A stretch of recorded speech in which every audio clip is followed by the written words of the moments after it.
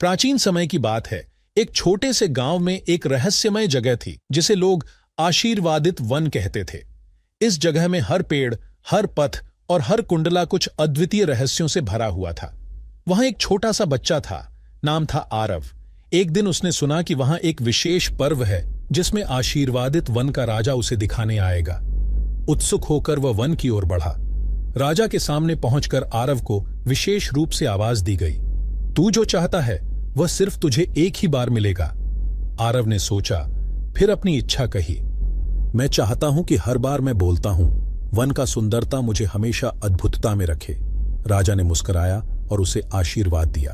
फिर शुरू हुआ आशीर्वादित वन का यात्रा।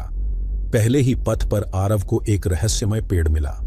इस पेड़ की छाया में खड़ा होकर तुम अपनी इच्छाओं को साकार कर सकते हो, एक आवाज बोली। आरव ने पेड़ के नीचे बैठा और वहां से गुजरते समय उसने सुना, तूने अभी तक इतना देखा, लेकिन यह केवल शुरुआत है। वह सोचता है, क्या और देखना है।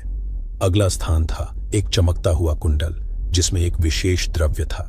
आरव ने कुंडल से एक पानी की कटोरी भरी और बोला, यह अद्वितीय द्रव्य हर बीमारी को ठीक कर सकता है।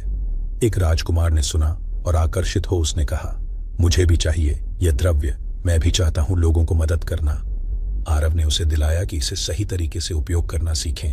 वन की ओर बढ़ते हुए आरव ने एक मानव दिल की आवाज सुनी, यहां आओ, तुम्हें अपने दिल की सबसे गहरी इच्छा को पहचानने का समय है।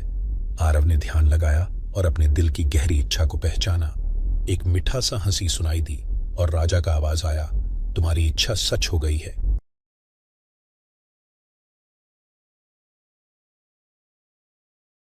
आरव ने ध्यान लगाया और अपने दिल की गहरी इच्छा को पहचाना। एक मीठा सा हंसी सुनाई दी और राजा का आवाज आया, तुम्हारी इच्छा सच हो गई है। आरव की आंखों में खुशी थी और वह अद्वितीयता से भरा हुआ आशीर्वादित वन की ओर बढ़ा। आवाज हुई, तूने अपनी इच्छाओं को पूरा किया है और अब तू भी इस वन का हिस्सा बन गया है। आरव ने सीधे राजा की ओर देखा और वहां उसे एक राजमहल में बुलाया गया। सभी लोग खुश थे और उसने देखा कि वहां की हर चीज अद्वितीयता से भरी हुई थी। आप भी यह सुनिए, कैसे एक छोटे से गांव के बच्चे ने अपनी इच्छाओं को पूरा करके अद्वितीयता और सच्चे आशीर्वाद का हिस्सा बना, और यह सब कुछ उसकी सुनी बजाए बिना ही हुआ।